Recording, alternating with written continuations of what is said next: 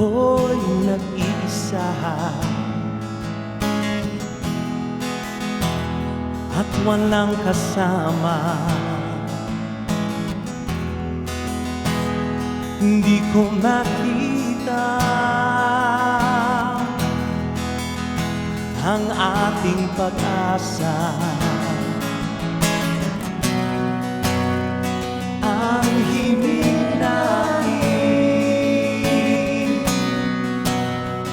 ang iyong awitin, upang tayo'y magsama-sama sa langit ng pag-asa.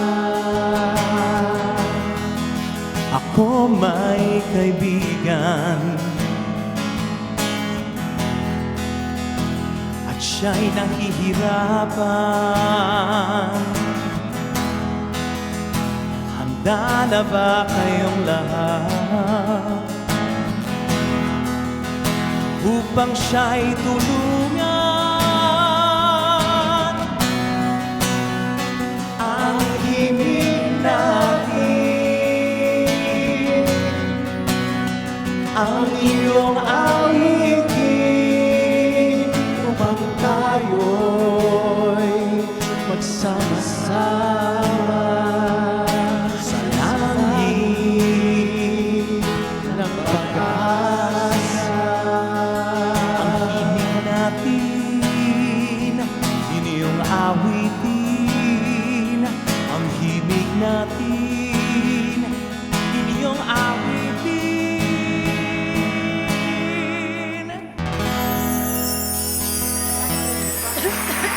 Mga kapatid, palakpakan po natin cast of Jet Rocks the Musical. Maraming salamat. Good morning, kapatid. Bella, Kaloy, and Vince. Good morning, mga kapatid. Good morning, good morning, good morning. Good morning. Guys, bati tayo sa ating mga manonood ngayong umaga. Hello po, magandang umaga po, mga Morning, kapatid. Good morning, kapatid. Good morning, kapatid. Good morning, kapatid.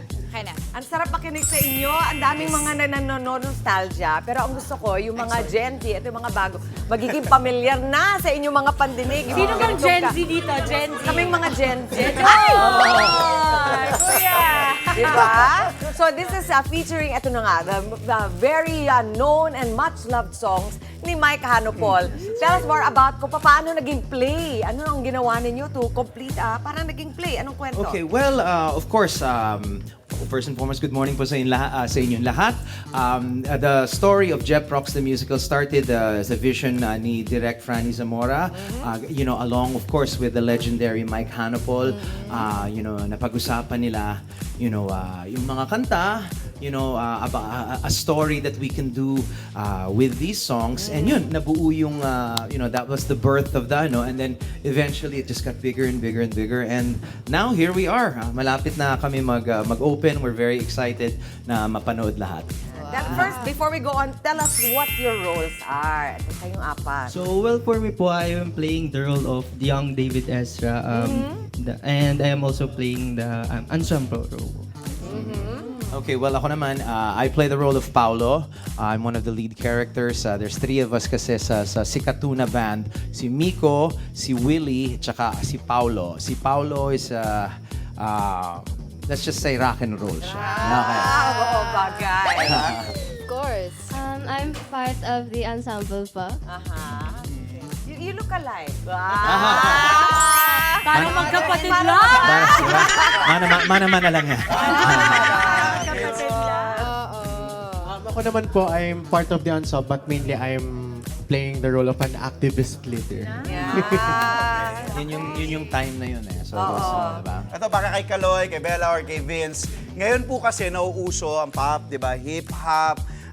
Paano nyo na-interpret yung tunog ng Pinoy rock mula pa ng panahon nga ni Mike Hanopol, 1970s, para dito sa younger generation, younger audience? Well, ako po as part of the younger generation or the younger audience, na-interpret ko po yung mga kanta ng 70s bilang boses po talaga ng mga tao o boses ng masa o boses ng bayan. Tulad nga po ng inawit po namin ng awitin natin, parang sinasabi po dito yung nararamdaman o gustong sabihin ng marginalized people during the 70s po, which is during one of the darkest time po sa ating bansa. Kada 70. Ako naman po for me, siguro I'll just stick with yung hindi nawawala sa kung ano yung 70s sa ngayon, which is yung puso talaga, really. So, ayun po. Lalo na ngayon, buhay na buhay yan ngayon, di ba? Yes.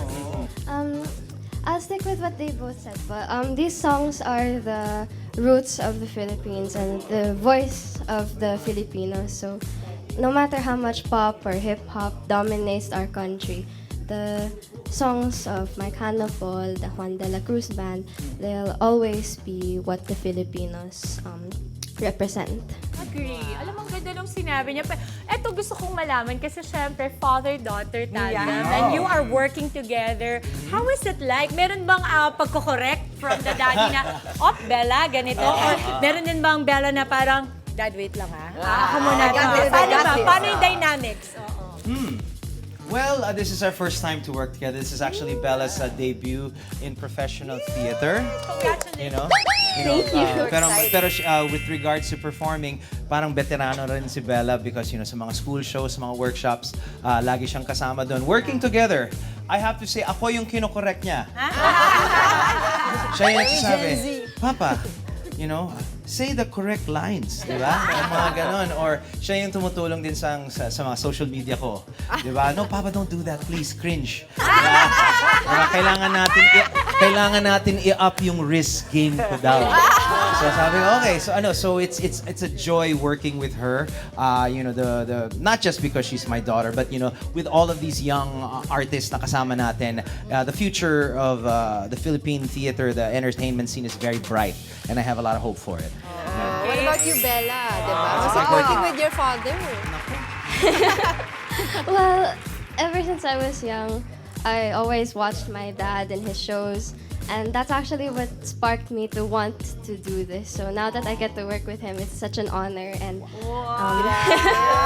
and I feel very proud. Extra allowance mamaya. Dagdag yan mamaya. So when we want to hear your favorite na kanta ni Mike Hanapol, baka pwede kami humingi ng sample. Yeah. Well, actually, yung kinanta namin kanina is probably one of the most beautiful songs ever, yung Ang Himig Natin, but there are so many that are part of the show, and then there are also so many na hindi nakasama sa final lineup, but I think would you guys like to... Tanungin nga natin, Kaloy, ano nyo ba ibig sabihin ng Jeprox? Yeah. Sige. Hindi Explain ko sa lang mga po alam Gen. kung chismis lang po ito ng prof ko sa akin. Pero about daw po siya sa mga, mga rich kids sa Project 8. Tapos parang uso po kasi doon yung uso po sa pagbabaliktad ng mga salita. So tinawag yung project ng Gem. Nag-research! Research talaga. Thank you po sa prof. May nag-research. Hindi Bomalabs ang kanyang explanation. I love it. Bata pa lang tayo, pinapanood natin si Nino. Wow!